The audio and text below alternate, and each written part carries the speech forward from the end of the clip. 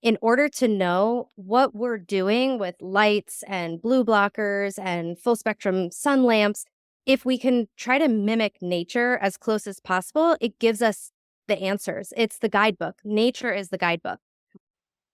I gotta get myself a little more faith, a little more love. I'm your host, Krista Bigler, and I'm going to guess we have at least one thing in common, that we're both in pursuit of a less stressed life. On this show, I'll be interviewing experts and sharing clinical pearls from my years of practice to support high-performing, health-savvy women in pursuit of abundance and a less stressed life. One of my beliefs is that we always have options for getting the results we want, so let's see what's out there together.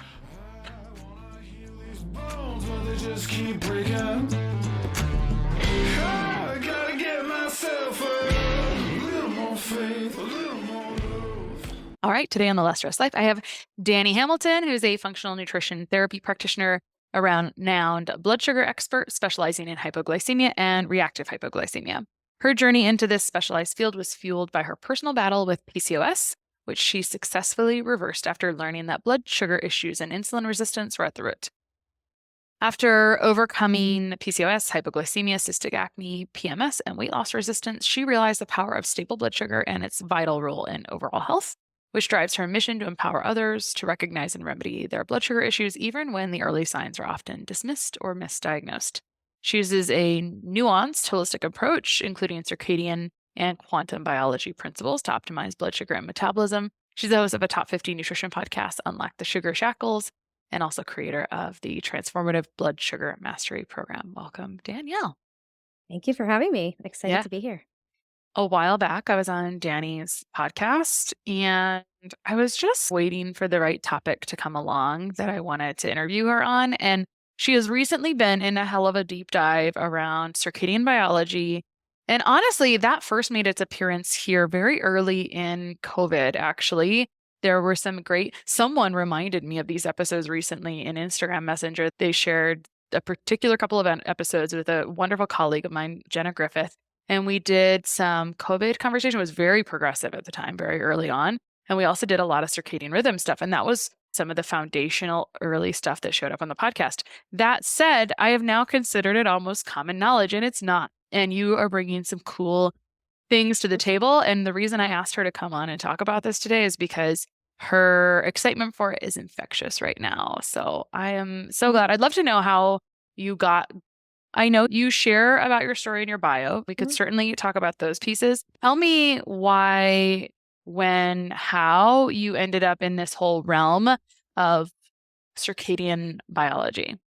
Yeah, so this is a newer story that I haven't told much, so maybe it'll be a little rustier. But the idea is that it slowly came on because I saw a lot of people who I follow, who I respect, and they started talking about these concepts, and they just didn't feel that important to me. They didn't feel, oh, wow, that's so interesting. That's so cool. It was like quantum biology. Okay, I don't know what the word quantum means. What does circadian really mean? What is EZ water? Like these concepts that were, frankly, over my head.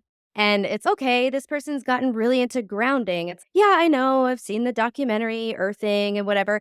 It just didn't have that, like, it didn't hit me until I just started consuming enough of it and seeing enough of it that I was able to make sense of it, because I'm not a scientist. I am not a quantum physicist. So these concepts are confusing. And so until I was really able to grasp it and break it down to this level that I was able to really understand, it then just totally blew my mind. And it was like, there's a huge missing piece that I see in my practice. It's like I work with people with blood sugar stuff.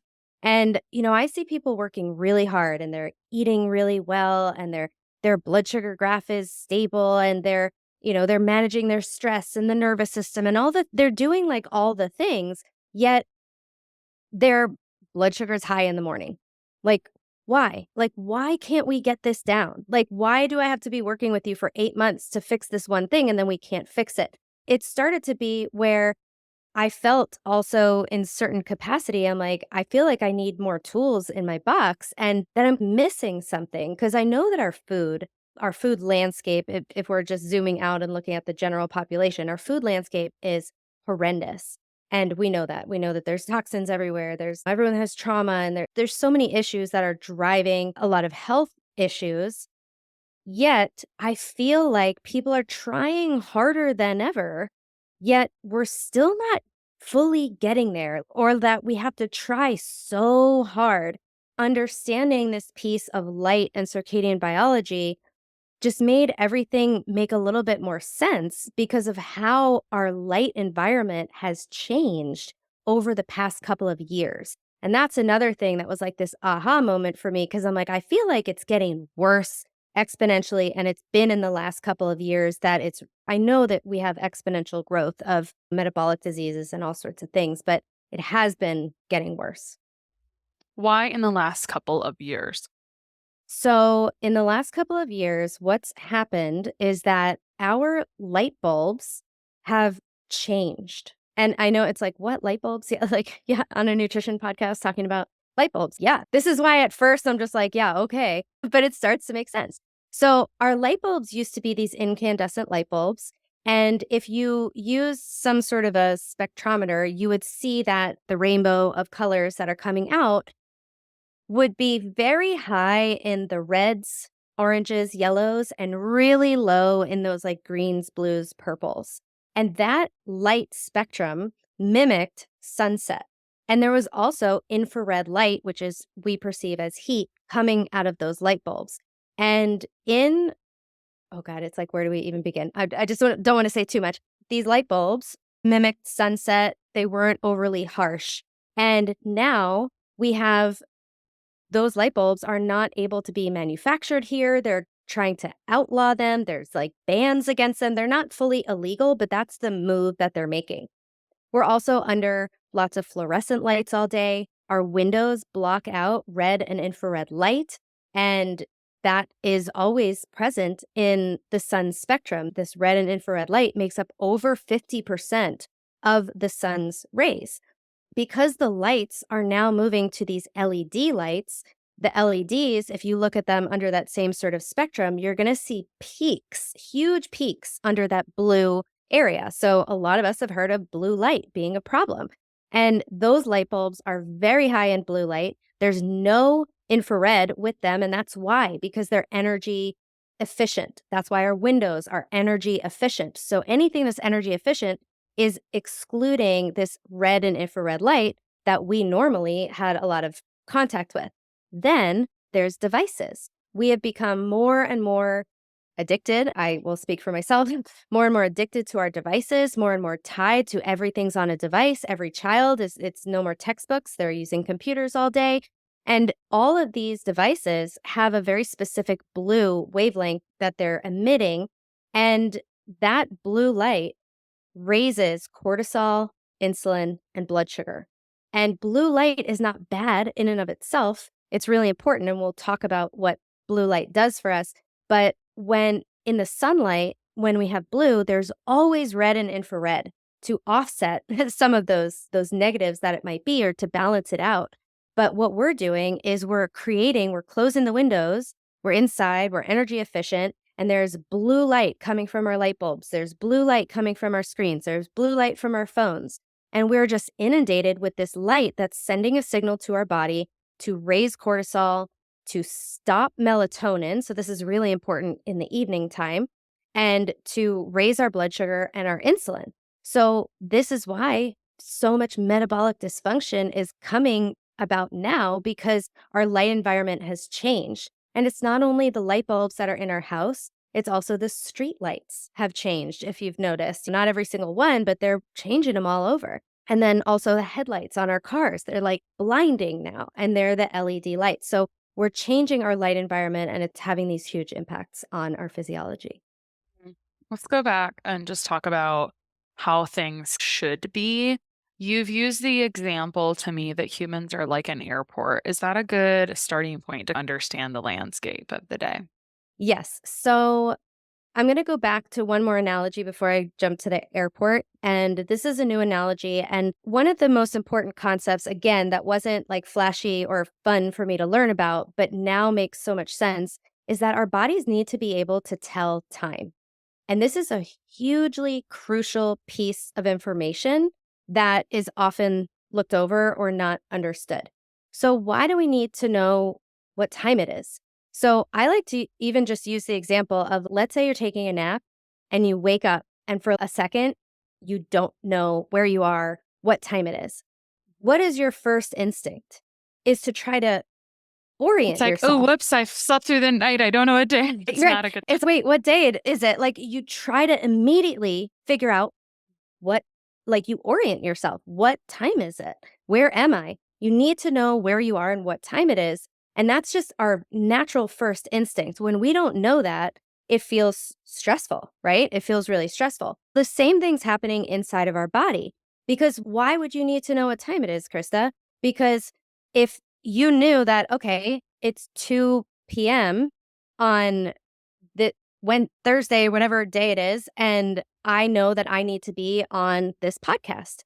But if you don't know what time it is, what are you going to do? What are you going to do next? Are you going to go to the podcast? No, you're not going to sign on to Zoom because you don't know what time it is. Why would you just guess what to do? What are you going to go to your doctor's appointment? Are you going to start making dinner? Are you going to start getting ready for bed? We do different things depending on what time it is. So we need to know what time it is so we know what to do. Our bodies are no different. So our bodies have been designed to be better at doing certain things at certain times of either the day or night. And humans, from our earliest advent on this planet, we were diurnal creatures, which means that it's the opposite of nocturnal. I learned all these new terms. That's maybe not new for some people. It was new for me. So we are diurnal creatures, meaning we are awake by day and asleep by night. And we then evolved these abilities to be able to do certain things at certain times of the day better than if it were nighttime. So we're better at solving problems, digesting and metabolizing food, hunting, being mentally sharp and solving problems. Try waking up in the middle of the night and then jumping on a podcast. Are you going to be as articulate? Are you going to be able to formulate your thoughts as well? No, because nighttime is for rest, repair, detoxification, things like that. So just knowing that, and those are just some general processes in the body. So it's really important that we know what time it is so we know what to do next. Our body has hundreds and thousands of probably millions of tasks to do at every second of the day. So we can't just do all of them all at once. That wouldn't work. And so the body has developed this organizational system to be able to do what is needed at the proper time. And when we're in sync with this time, and it's heavily dictated by light, and I'll explain that in 1 second, that everything runs really well. So this is where the airport comes in. So our bodies are like an airport, and they need to be able to do one thing at a time, just like the control tower in the airport is overseeing the flights coming in, the flights leaving. Same thing with our body. We have a hypothalamus, and we have this thing called the suprachiasmatic nucleus, or the SCN. And we evolved these specific receptors in our eyes and on our skin called melanopsin receptors that are sensitive to blue light. Why blue? Because it was only available during the day. And so this blue light, the presence of blue light, hits our eyes, hits our skin. And I'm going up like this because they are specifically developed in our eyes to receive light from above because the sun was above. But that blue light is the number one timekeeper or time giver actually to the body. So this blue light appears in the sky and it gradually increases and then decreases throughout the day and then totally disappears. And that is the primary signaler to our control tower in our brain of what time it is so it knows what to do. Inside of our skull, it's dark. We don't know what time it is because we can't tell. The light can't get in. So that's why we have these receptors to be able to tell it what time it is so it knows what to do. Does that make sense? Yeah, totally makes sense. So this reminds me of our very first episode around circadian biology, that when you see the sun right away in the morning, it's hitting the sun, it's hitting the skin, it's hitting the suprachiasmatic nucleus, and it's informing your brain, your body to start producing hormones for the day. And then seeing the sunset allows you to release melatonin for night, and the blue light destroys it, is how I've always described it to clients. And you've talked about this in terms of breakfast, right? What are some of these are the way we've been living, so it's not surprising, but like you said, it makes sense. So will you talk about some of the things that happen during the day around circadian biology in relation to breakfast, et cetera? And then the other thing I want to talk about is Mhm. the windows, because so often I always say to people, you can do whatever you want, but when you look at your phone right away without blocking out the blue light, you're now telling your brain it's like middle of the day, right? Which is just confusing. And if you see full spectrum light, which the sun is not always full spectrum, so we should talk about that also. It's usually, you're going to correct me. I always say it's like before 9 a.m., but it varies by location and year. So feel free to jump in there and correct me. But when you see that full spectrum light, that's the type of light that's hitting you. But people always say, oh, I see the light through the windows when I'm driving to work. And how much does the window filter that full spectrum light, first of all? And then let's talk about full spectrum light and when that changes throughout the day. Okay, so I think I'll walk us through that journey of like sunup to sundown and then what happens after that. And we'll talk about things like the specific windows of time for light and meal Sure. timing and why that's important. So, light is the number one time giver to the body, meal timing is second most, but food also contains light information. So, food contains photons of light. So, that's an important concept to hold on to. And just coming back to the windows really quickly, I mentioned at the beginning that windows are blocking out a lot of the red and infrared. Mm. And so it's giving us a higher than normal amount of blue because it's blocking out those other things. And so that isn't full spectrum because we're not getting all those proper wavelengths. It also blocks out some of the Sneaky, purples, right? I believe. Yeah. Yeah. It's like this invisible problem in our Hmm. environment that we just don't know we have. Totally. It's Totally. unfortunate. Yeah. So the first light of day is called daybreak.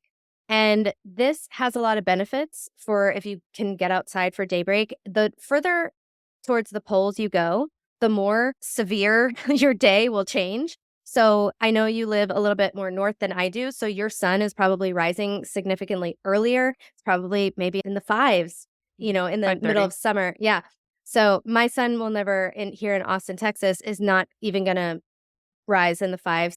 Make this doable for your lifestyle, but getting outside to see first light is powerful because it's loaded with red and infrared light. And I have a red light therapy panel right behind me. So all these red light therapy panels, all the amazing, wonderful scientific benefits of these panels, guess what? You can get it for free right outside your window. And so you get that light on your skin, and that's very healing. And it's also going to prepare your skin to be receiving some of these harsher rays later on in the day. So daybreak is really powerful. And by the way, there is an app called Circadian or you can go to circadian.life to download this app. I'm not associated with them, just a huge fan. And then you can put in your location and it will tell you all these different time periods that I'm about to go through. And it'll tell you when those are starting in your area. And then I get notifications on my phone. Daybreak is about to begin. And so you can get outside during these specific times. So just a quick summary, infrared light it makes up about 49% of the sun's rays. It's present in all sunlight, all times of the day, all year round. So not all light is, as you mentioned. It's very anti-inflammatory, supports pain relief, circulation, wound healing, detox, stress reduction, immune system function. It also supports the mitochondria. It makes them more efficient at burning glucose and thereby lowering glucose levels. So this is really huge. And so we can use this as a strategy to help with blood sugar management. And this is why when my clients go outside for daybreak and sunrise, that person who was working with me for 8 months couldn't get her fasting blood sugar down. It went from 103 to 83 in less than 2 weeks and it has stayed perfect because she is embracing this morning light. And so it's helping that mitochondria up regulate its ability to utilize glucose. It also builds this stuff called exclusion zone water, which is it's like charged water. It's like our body battery. So energizing, thinking like that, and things like Wi-Fi deplete this water inside of our cells. A lot of people with like histamine, MCAS stuff, they often have low cellular hydration. So getting all of this light, which like I said, is available in all sunlight all year round, really important. It also, infrared light also builds subcellular melatonin. This was something I was so interested to learn, that 95% of our melatonin is made during the day. Only 5% is made from the pineal gland in response to darkness. It does need darkness in order to be released, like that trigger to be released. So the darkness is not only 5% importance. However, thinking about, okay, our being inside, I'm not getting this infrared because my windows are blocking it. My light bulbs don't have it anymore. We are so deficient in that. And then we have sleeping problems, and this contributes to metabolic issues and all sorts of other issues. So that is really important. So that infrared light builds melatonin. And then the red light that is also present at sunrise also is helpful for a lot of more things on the surface. So anti-aging, hair growth, building collagen, reducing signs of aging, things like that. So getting outside at daybreak can be another, just it's free benefits that you get from the sun. And then, like you said, when the sun actually comes over the horizon, that's considered sunrise. And that's the first time that blue light becomes present in our environment. And that blue light turns on that circadian clock. And it says, now it's time to start gently raising the cortisol. We're going to turn off melatonin so then we can not feel groggy throughout the morning. And it will promote wakefulness. And yeah, it will rise. But so many people are like, cortisol's bad. Everyone's high cortisol. We need to lower our cortisol. It's obviously, as with any hormone, it's not that simple. We need it to be in a Goldilocks zone. It needs to have a nice curve, raise in the morning, and then slowly lower throughout the day. But many of us, like you mentioned, Krista, are waking up, and what are we doing first? Holding our phone right to our face. And then we're telling our body, it's 2 p.m. and it's, holy crap, I need to make all this cortisol. So we're flipping on a light or we're opening the fridge. So it's giving us a giant burst of cortisol instead of this gentle drip that would normally happen as the sun is gently rising. This light also tells our body to produce pregnenolone, which is a precursor to cortisol and sex hormones. So a lot of people are very high in cortisol, low in sex hormones, or just super low overall. And it's, can we use a free thing like the sun to give us some of these amazing benefits? And then, so getting outside at the beginning of the day, that's really important. And a lot of people will ask, can I look through a window? The answer is unfortunately no. Contacts and glasses, same thing. You want to make sure that you are looking through naked eyes. Other people will ask, what if it's cloudy, rainy, foggy, snowing? You still get that light. You still get the red and infrared. The clouds block some of the UV light, which we haven't gotten to yet. But like whatever is happening outside is the correct right stimulus for your body. So it doesn't matter as long as it's safe for you to get outside. Now, if it's like thunderstorming and there's a tornado or a blizzard, it's like super below zero and you're going to get frostbite. Yeah, maybe you want to crack a window instead. You can crack a window, look through a screen. Some people ask that as well.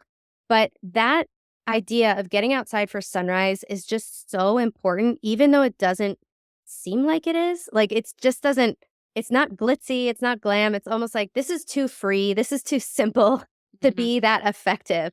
And it really is. And then so shortly after you see sunrise, what started to happen with me was I would always have coffee first. That's another cortisol spiker. And it also is an appetite suppressant. So then I wouldn't eat until 10:30. And when I learned that's, causing me to be running on stress hormones for a lot of the morning, and a lot of this skip breakfast thing that we all started doing in 2018, again, another thing that's like huge impacts, especially to females, that it's causing, we are stressed enough. We don't need to add extra stress to the bucket.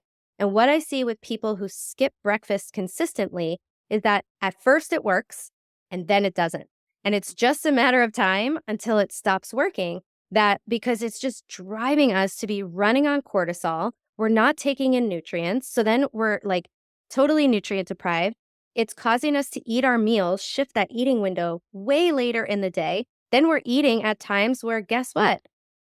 Because we have these circadian rhythms that say, hey, you would do best to eat and metabolize at these times, we're shifting it out of the optimal schedule. So we're moving it closer to bed, and that's impacting our sleep. It's impacting our melatonin release. It's impacting our leptin, our insulin, our cortisol, all these things. And then we're not restoring at night. And then we wake up and we have metabolic problems because we're eating too late. And there's also research that shows that when people skip breakfast, their subsequent meals, they have higher blood sugar responses to those meals than if they were to have eaten breakfast. So all this to say, it's really important to eat breakfast. And one of the cool things is that at first, when I was trying this to have my coffee after breakfast, for me, it wasn't like I was totally skipping breakfast. It was just later. I was like, oh God, I'm not going to be hungry. And I'll wake up sometimes and be like, oh man, it's going to be hard to eat, this morning. And I go outside, watch the sunrise. You just sky gaze east. And sure enough, in 5-10 minutes, boom, my appetite turns on. And that is a really exciting sign because that means that your hormones are really starting to regulate. So give that at least 2 to 3, if not 4 weeks to work. And you can move this forward slowly and gradually. You don't have to be like, okay, my first meal is typically at 12. I'm going to aim for 9 a.m. Like, don't go 3 hours. Try to do, a half an hour earlier and then another half an hour, something like that. So we really want to think about nourishing our body and giving all these nutrients, lots of protein that's going to help with leptin signaling. It's going to help with our blood sugar, insulin resistance, insulin sensitivity, because that's the time of the day that we're actually most insulin sensitive. Some people with dysregulated circadian rhythms, I see the opposite, actually. They're like, oh, that's my worst time of day. And that's usually because they're not outside, not getting this benefit. It's usually some mitochondrial issues that I see, and then the circadian disruption that would cause it to be the opposite. So we want to eat breakfast. And I started Meaning this that they feel that they don't digest their breakfast, right? Yeah, for sure. And then if you don't digest your breakfast, it could be a stomach acid issue as well. But the idea of doing these calming practices in the morning, making the morning sacred, going outside, getting your feet on the earth. We probably won't even have enough time to talk about grounding, but the idea that we want to be utilizing this free medicine to help our body be able to do what it does best. And so the other thing is eat outside if you can, because you're going to be under all that red light. You're going to be under all that infrared light, and that's going to help your body utilize all that glucose that you're putting into the system. So it's like, people talk about, maybe they're familiar with these blood sugar hacks, go for a walk after your meal, and that's great. And maybe we schedule the walk right after the meal, but eating outside is another really good strategy like that. Go ahead. I was just going to offer. So I love when you sprinkled in your client's success with her fasting blood sugar in the morning after 2 weeks. I also feel Yes. like all good things come after 3 weeks. Like, just be consistent with that, especially with this. I also would say that the people who are going to see the most significant difference the fastest are the ones that are most dysregulated, right? The Amen. more Thank you for screwed you saying are, that.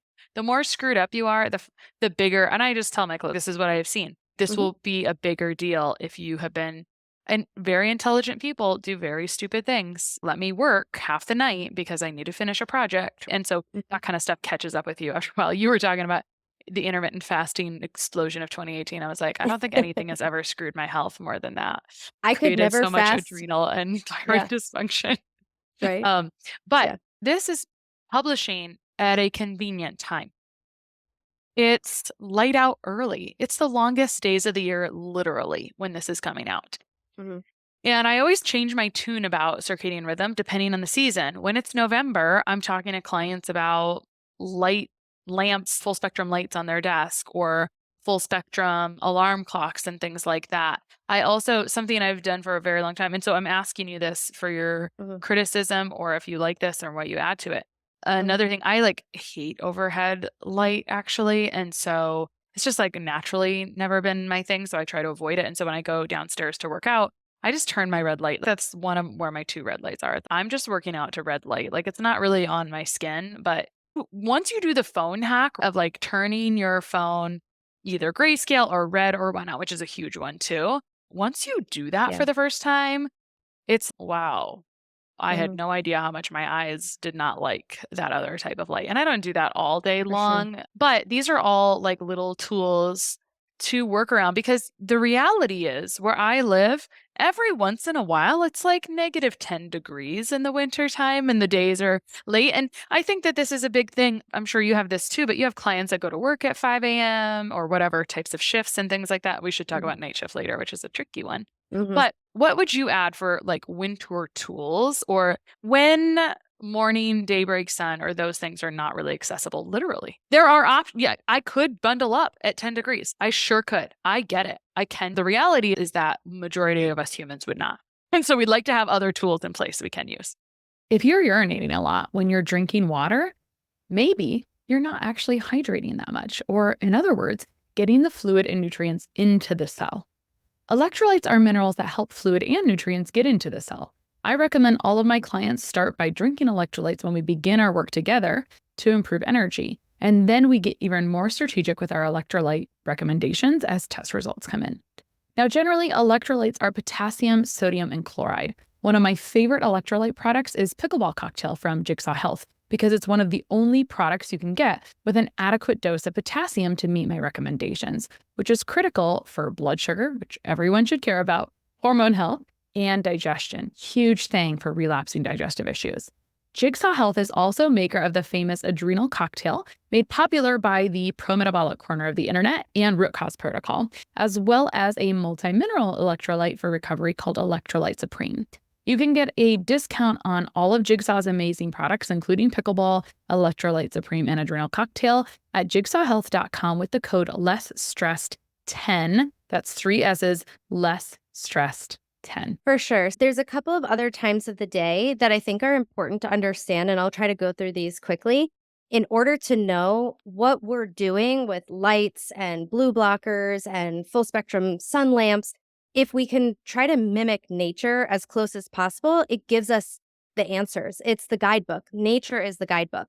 So when the after sunrise comes UVA, and this is when the sun is 10 to 30 degrees off the horizon. And this is like one of my favorite times of day because in this window, amazing things happen. So there's this peptide called POMC. It's not important. It breaks down into all these amazing things. And basically, things happen and it turns into endorphins. So we get endorphins. We get this production of alpha, beta, and gamma MSH, which stimulates melanin. So melanin is like a natural sunscreen, very important because UVB is coming and that's where we make vitamin D. And so many people are deficient, and that's hugely impacting our metabolic health and many other things. But melanin naturally controls the appetite, has neuroprotective properties. It supports detoxification. It's capable of binding with heavy metals. Unbelievable. It can neutralize free radicals. This light also improves fat burning. And then there's transformations, conversions of certain amino acids from this light during this time of day into things like serotonin, dopamine, norepinephrine, and thyroid hormones. So this light is preparing our skin for the UVB. It's making us feel happy and motivated and energized, and it supports our thyroid and metabolism. Okay, sign me up. And so this is where light for me is not, oh yeah, in your circadian rhythm. It's no. This needs to be the foundation upon which you place everything else, and especially figure out what timing is most important, because you could have all the precursors you want to a thyroid hormone. But if you never get the signal that it's time to release thyroid hormones, guess what you're not going to do? So people will ask, how long do I need to stay out in all of this, in these different times of light? And I will say basically what you said before, the sicker you are, the longer you will need to stay out to see deeper healing. But 3 minutes is better than no minutes, and 10 minutes is better than 3 minutes. So do your best. But I have people say, like, I did 5 minutes at sunrise and 10 minutes in UVA. Is that enough? And I go, well, okay, let's see how many hours you stayed inside. That would be 23 hours and 45 minutes. So if we're spending 23 hours and 45 minutes inside, is that enough? Like, I like return that question to you. So then it becomes this idea of, okay, what I need to start brainstorming. What else can I do outside? Can I take this phone call outside? Can I change my nightly? Oh, I sit down with my husband on the couch and this is our only time together. Can we make it a stroll through the neighborhood? Like, we have to start getting creative about how we can spend more time outside. UVB light comes next. It's not available in all locations all year round. You can use another app called the D Minder app to figure out if you're making D, if the UV index is strong enough in your area. And this is the most demonized and misunderstood because we're not consuming full spectrum light. And then some people are just going outside and it's, oh, get sun, and then you get burned and you're like, that's stupid. And isn't that what gave me cancer? We're doing it all wrong. We're inside all the time and our skin is very deconditioned. I talked about all that red light and the infrared light. That is very important to get on your skin. The UVA light is important because it's going to help build melanin, which is natural sunscreen. So we need to get vitamin D, which is essential. It's like a hormone-like vitamin. There's so many benefits of it. I think that maybe we all know, maybe we don't. But the idea, like, UVB reduces risk of cancer. It boosts the immune system. It makes more melanin and it creates free electrons in the body. A lot of us, especially with metabolic issues, struggle with our energy. And we think, okay, I need to eat something or maybe have caffeine. Yes, when we eat, it breaks down actually into electrons and it goes down the electron transport chain and creates ATP, which we know to be energy. It also creates that cellular water, that easy water that's like our body battery. So food turns into energy, but also UVB light hitting our skin. We get electrons, turns into energy. Grounding. You step on the ground, you instantly start soaking up electrons. It turns into energy. And movement also.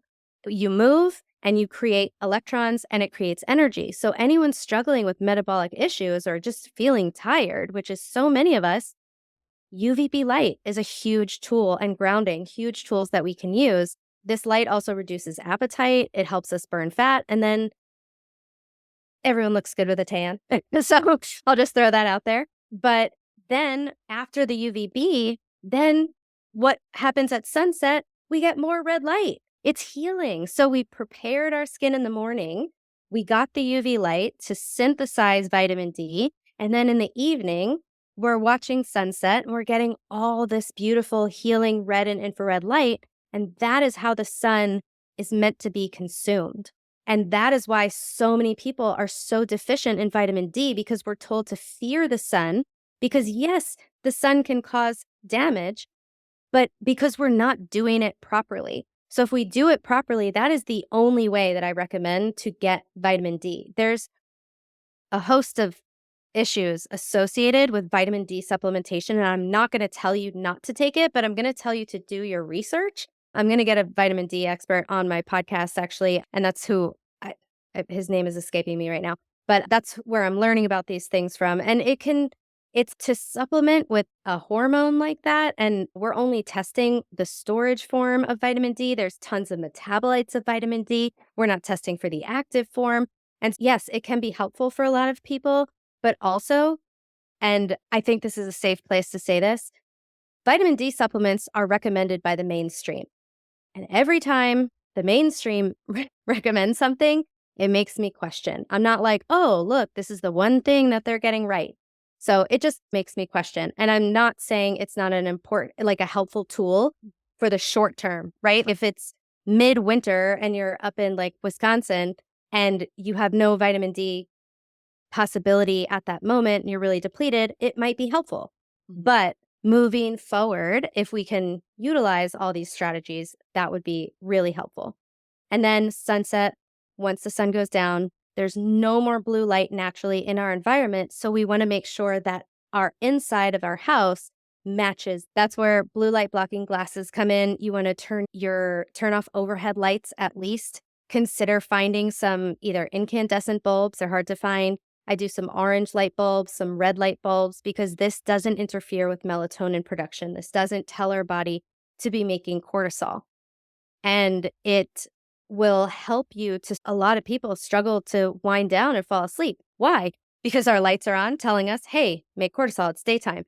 our devices, the dopamine, the scrolling. And that's my hardest thing. I'm like, yeah, I block all the light, but I'm still scrolling.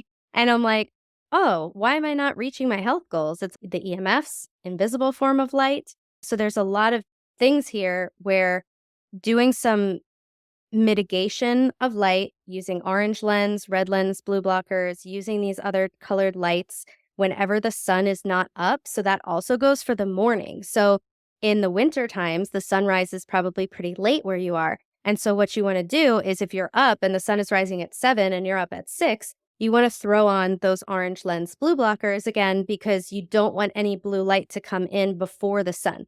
You always want the sun to be the very first blue light that your eyes see because that's going to be the right time. And so this is challenging with different latitudes. And honestly, I don't feel like I have enough experience to say exactly what to do at those latitudes. I would say don't wake up at 3 a.m. I would say maybe wake up more towards a normal time and just be consistent with whatever you do if your sun is rising super early or something like that. And we can talk about some winter strategies in a second. But this idea of mitigating the blue light is going to be really important. And that's another thing that I see help people's blood sugar the very next day is that they mitigate the blue light at night, they fall asleep faster, they're sleeping more deeply, and they wake up and their blood sugar is better the next day. That's a fun part about blood sugar. It's a very accessible biometric data point, right? And Yeah. so that's pretty cool if you see that within a day, and it makes sense because Hmm. it's we were able to something that we is an accidental failure for us that kind of goes along with your vitamin D thing is that we put a lot more weight in our blood labs than we probably should most of the time. Agreed. They can change so fast with what we just ate that day, and so we often think because we do them once a year or twice a year that they're just like set in stone. They're probably really impacted by what you ate the day before, generally, for almost all of the markers, not every single one, but Yeah. for the most part, they are. And a quick just aside on vitamin D is that for being such a developed nation in science and healthcare, and I think we can probably agree about this statement, we sure do things stupid sometimes, right? Like we oversimplify, and I'm a fan of oversimplifying, but you said something really beautiful that was we are nature. You did not say we are nature, I don't think, but you We said are. you used the word free medicine. And I always think like we are in such synergy with nature. And it's how I'd like to just move forward thinking. And so when we try to depart from that, we screw up, to be perfectly honest. And if we just mimic more of what was already God given to us, we're probably going to be more on the right page than if we're synthetically trying to screw with it constantly. I'd love to hear, since we were talking about vitamin D just a little bit and talking about hacks and now again winter hacks on this note, something I don't have a strong opinion about because I haven't been able to do some Mhm. research. I feel like I want to do a few independent research experiments on it is vitamin D lamps or bulbs. And I don't know if you have an opinion about it. So I have just basic emerging knowledge on it, but I feel that let's what would be optimal is to get as much vitamin D as possible. Let's say you live in a place where there's no vitamin D available in the winter because the UVB light is absent. So, what would be ideal would be to get as much vitamin D as possible. And we do that by building our solar callus. So, I'm decently tan right now. I have very pale skin, but luckily I'm half Italian. But I have built a solar callus and I have not gotten burned. The idea is you don't want to get burned, okay? And then you can also cover your face. A lot of people are like, I don't want to age my face. You can cover your face, but the second you slap sunscreen on, you block all vitamin D production and synthesis. So we don't want to use sunscreen as our go-to. And so we get this solar callus and we build up this tan, and that tan should last into some of the winter. And what new studies are showing is that over the winter, when vitamin D starts to go lower, melatonin some can step in and take over some of the roles of vitamin D. And because it is the season of darkness. So it's this idea of how did other people do it? Like there were people living in Russia in 1300. Like how did they do it? There were no vitamin D lamps, right? So what was happening? So I always question like how did people survive? And it's almost like we need to catch up on what the body has already been doing.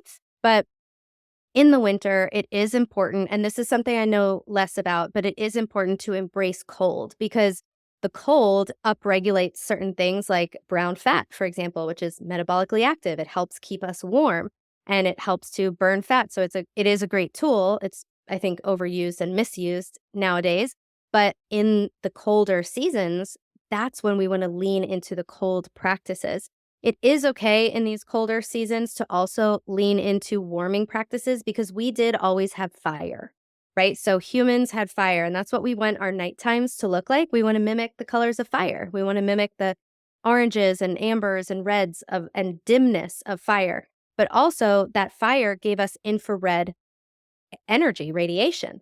So, and if you look at all different cultures, there's Russian and Turkish baths, there's hammams, there's Finnish saunas. Like in all these different cultures, there was always some sort of a warming thing, like, and they do polar bear plunges and like snow bathing. So throughout our human history, we have always used hot and cold as well to help the body. And now what are we doing?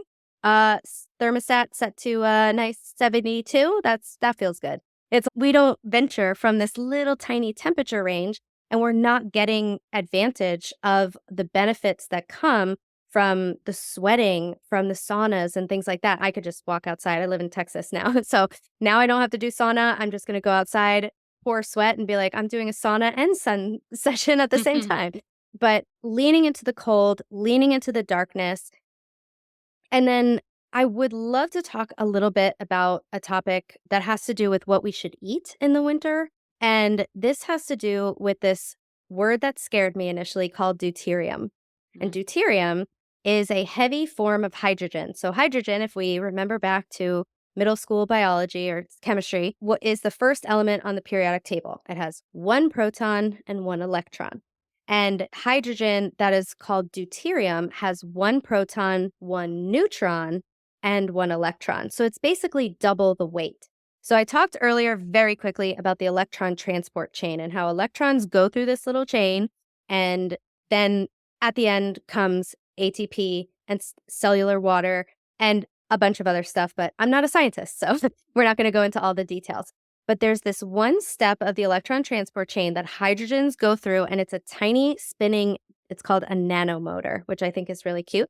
So it's a spinning nanomotor, and it can easily fit one hydrogen.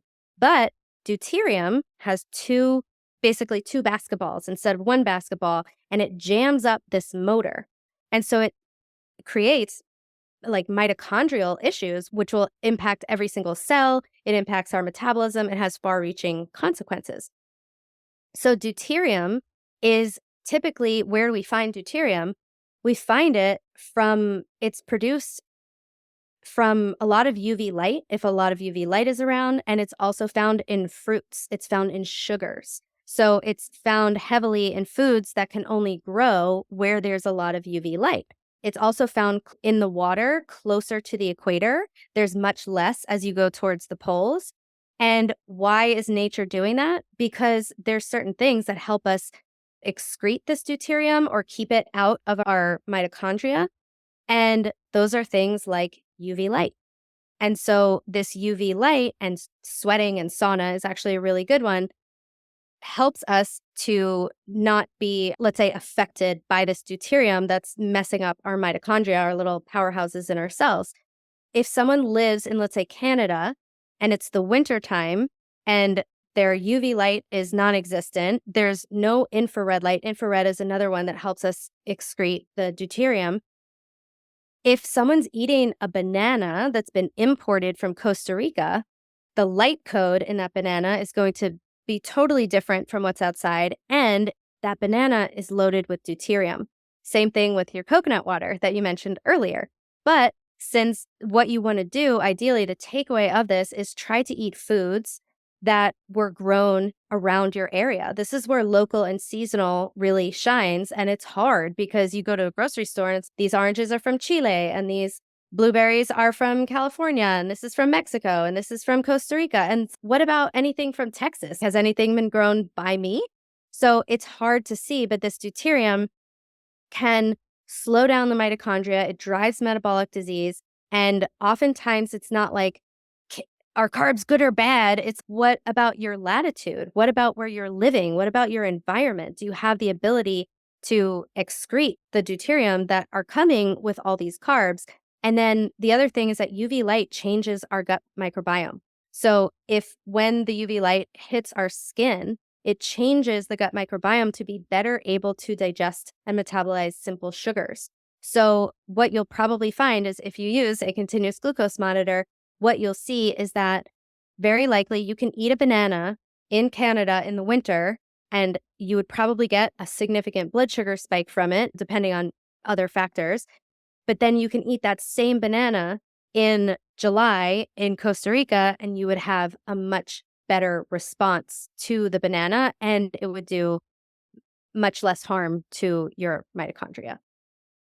It's a tricky situation, right? Because I like to know it, and yet the perfectionist tendencies will latch on to a little bit like, oh, well, I can't eat that. And instead, the invitation is not perfection, but a mindful movement toward eating what's in season and changing it up. Because we tend to, I'm a huge fan of automation. So I love automation, but sometimes we Mhm, automate the same things over and over. mhm. And so just buy what's on sale and or grow. I know that the real flex here is like spending as much time outside as possible and growing all your own food. And that is really a stepwise thing that was modeled very well to me as a child. And yet I do not water things. And so fortunately, my 10-year-old is taking over feeding me now. Easy to talk about things in the summer. I'm glad this episode is coming out in the summer because it's not really too late in Mhm, most people's places to do some of these things. So all like super beneficial. Like it's when you start learning about this, your brain starts to explode. I know we're not even hitting necessarily a ton on structured water or grounding too much, but you've given a little lip service to it. And so I do want to summarize big picture light stuff. And I do want to make sure we feel like we gave enough lip service to what if I have to leave my house at 5 a.m. and I've got this. Because people have mhm. these scenarios that it's like Yeah, I have to make it work for my life in this modern toxic crap soup that I live in with all the lights. So I got to make this totally. work. And then I think also, so let's run through that. And then I think you have some notes also, since we're mostly talking about light today. I Mhm. think, and this maybe we'll just insert this here before we get to summary. You shared some information with me previously about gut healing that happens in darkness. Do you want to share about that? Oh, yes, that our guts need to have complete darkness in order for all the cells to turn over. So this is another nod toward we need really bright days and we need really dark nights. So many processes are mediated by melatonin, and that think about basically every repair process in your body is mediated by melatonin. And melatonin needs that absolute darkness. So a pair of I had these U blackout shades, 100% blackout is phenomenal. That was like an amazing investment I made.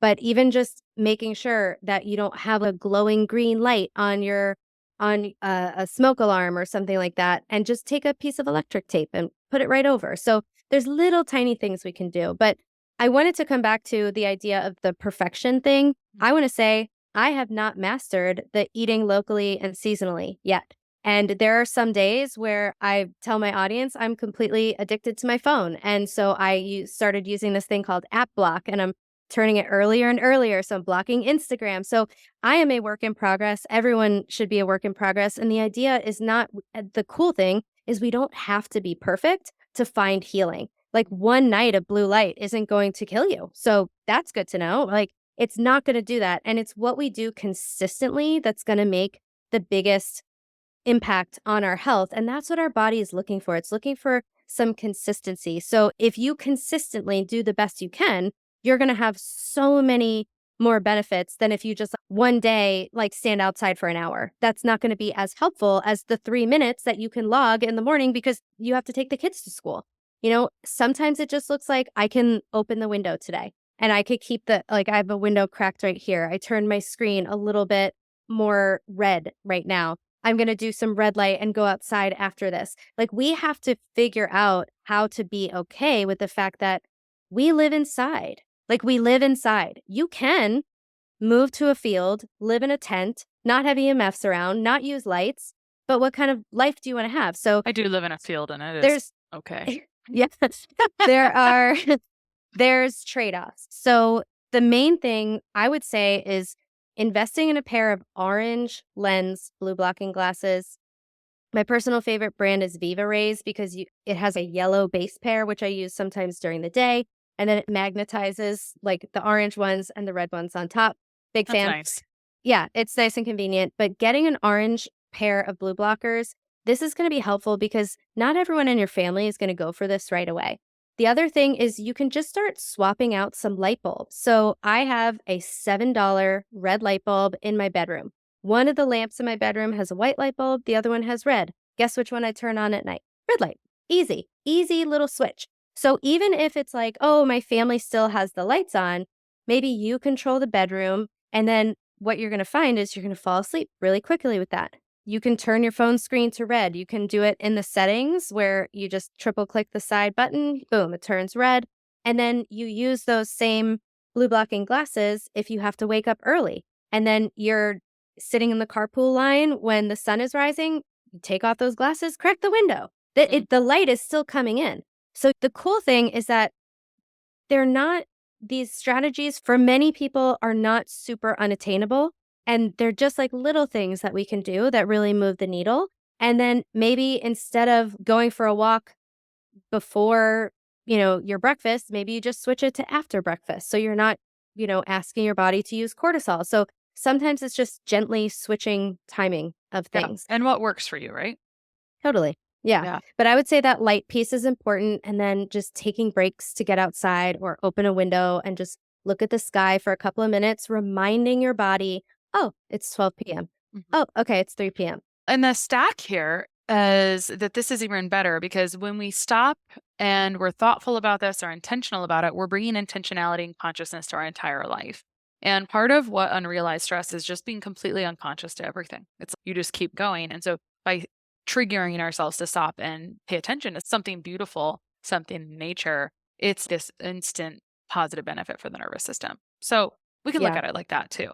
Yeah. I had a question for you about the Mhm. deuterium. So I just saw a research paper about this yesterday. I didn't read it. It's just open on my phone in one of those hundreds of tabs I may not read. I'm wondering if you have anyone that's a thought leader or researcher. Sometimes I see all this bumbling online and I feel when I see that research paper, I'm like, I'm sure there's many more. And so it's, well, who was doing this work? And someone's promoting it, right, online now, which is good. And then it takes off and more people promote it. But I kind of wonder who are those thought leaders in that space or researchers? So Dr. Laszlo Boros is the number one deuterium researcher. And who I've learned all of this stuff from is Carrie Bennett. She's phenomenal. She's Carrie B Wellness on Instagram. I've also learned a lot from my friend Sarah Kleiner. And yeah, but Laszlo Boros is a deuterium researcher. And I think the listeners here will enjoy this thoroughly. Like we're just a bunch of nerdy geeks that are I am basically always looking for what can I now do for clients that are is like free, low cost, one time. Duh. And I love the concept of like free medicine. I'm like Mm-hmm. beautiful. I freaking love it. As we wrap up on this though, sometimes again, like I love results and like people love results. And so again, if you're not super screwed up, you may not see some dramatic thing. However, some people talk about this being a huge peat of weight loss resistance, which I think matches everything you said. Like, that's not really my thing. I always Mm-hmm. tell people I'm going to work on the things that are primarily making your body feel unsafe to lose that weight. But if your thyroid isn't getting signaling, then you're going to have weight loss resistance. So, anything you want to say about that? Because that just drives this point home to be sexy to people. Sure. So this has a lot to do with a hormone called leptin. So leptin is a hormone made in our fat cells, and leptin's job it every night between about 12 to 2 a.m.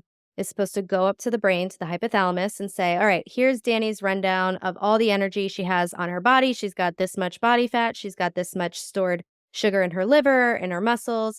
And you know what? It's a little excess. So tomorrow, I want you to just lower the appetite a little bit.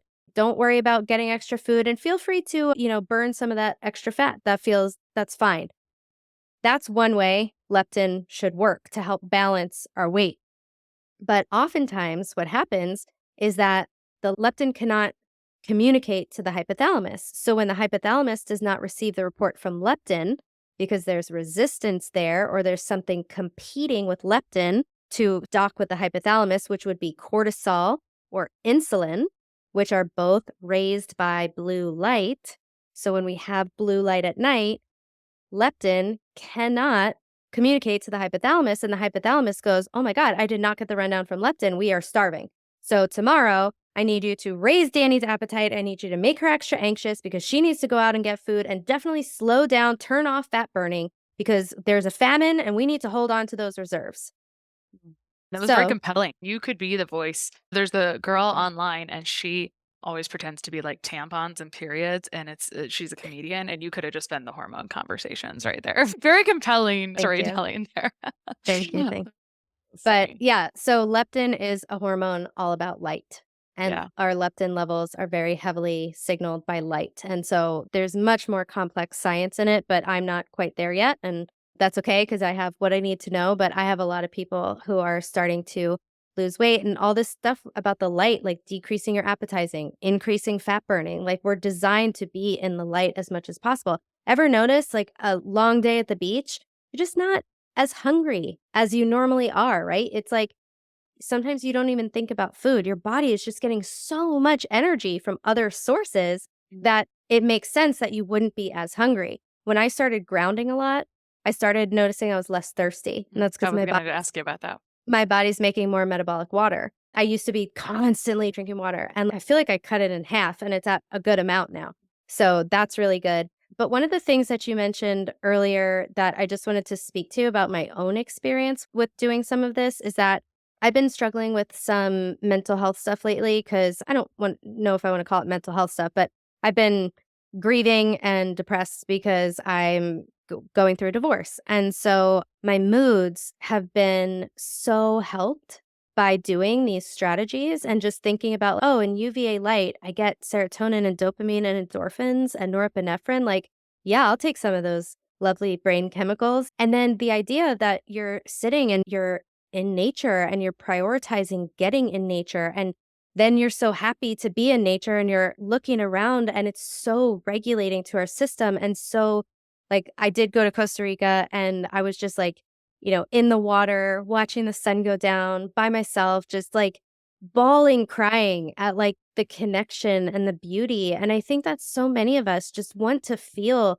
connected with people. We want to be reminded that there is beauty in this life. And, a lot of things that I shared, like, I don't want people to get afraid about this. I want you to feel empowered and to just do the best you can. And, you don't have the glasses, it's okay. But like to remember that we are nature. And the further we get from that, the worse we're going to feel, the worse our health is going to be, but we're just not going to feel right. And so I find that I feel my best and I feel the most regulated and I feel the least stressed when I am outside and getting in nature and even just taking a moment to like, it makes you grateful to be out there. And it's wow, that it just shifts something. And I see some of my clients really every day on their stories, they're posting the sunrise and they're like, oh, the sun, like it's, the whole reason why any life on earth exists. It's no wonder why this is like the most important thing. Like it's got to be the most important because it's where we come from. All we're trying to do is get the sun's energy to be alive. And so that is all we're trying to do. So it's when I finally realized that piece, like I have chills now, that's what makes so much sense to me because it's so simple, yet so profound and so vast and so ancient. And it's all of a sudden, like, it's also a very spiritual thing for me. I feel like, I don't know why I'm going to cry, like wisdom from our ancestors and like all these like cultures that revered the sun. And it's just, there's just a really deep connection you feel to all life. And that's what's so powerful about these practices. So I always say to my clients, like when someone cries at a breathwork session or whatever, I always think like, why did God give us tears if we can't let them out? Like they're emotions that we're letting out. And what I'm hearing and seeing and feeling from you is that these practices have changed you in a more visceral way than you could even describe. And it sounds to someone who has not experienced that connection, they're either jealous of what you just expressed or they're just so disconnected that they're like, that's nice. Next. And that's okay. That's okay. Cause we're all yeah. just like on this journey of where we are. We are so small. where we are, right? Yeah. It's good. Once upon a time, someone said something that has always stuck with me and has come true many times. It's that there's really just two emotions, happiness and fear. But someone brought up Yeah. another one, and the other one is awe. And that's the beauty of nature. It is awe. And you can, research is endless. Like when you get into nature, for 15 minutes now, you have 2 hours of stress resilience. And so it's how can we, I like to just think about that because you said it's once it gets nice and before the mosquitoes come, I'm like, oh, I wonder if I could just go outside for my appointments. And I was like, I could, as long as it's not too windy. Yeah. I could make it happen. So Yeah. A really good hack for mosquitoes. I found this on Instagram, tested it, it worked. Get a little jar, put some coffee grinds in it, light the coffee grinds, and they just burn for hours. And the smoke from it, just make sure you're not too close to it because it's like smoky, but put it in your area, no mosquitoes. in Amazing. a jar, Yeah. coffee grounds? Interesting. Coffee grounds in a I've little got jar. some really good coffee that is expired and I was like feeling really guilty. Some Mosquito really nice repellent for coffee. the entire summer. Yeah, there you go. I don't know There you if go. that's enough. It's going to be a lot of jars where I live, but I'm going to definitely try that because I feel like I always need something and why not? So excellent. Perfect. Yeah. Sweet. Oh, Dani, where can people find you online? I hang out on Instagram a lot, Danielle Hamilton Health, and my podcast is currently Unlock the Sugar Shackles, but Ooh. that's going to change soon. Oh. Not sure what yet, but that's going to change soon. And that's my website, Danielle Hamilton Health, the website, YouTube, all the things. And what Danielle's experiencing right now is this evolution, and your clinicians, I hope, are always evolving, right? Because we don't know what we don't know. And I hope I didn't sound too judgmental of our medical system with vitamin D, but that's my opinion is like, wow, we think it's that simple.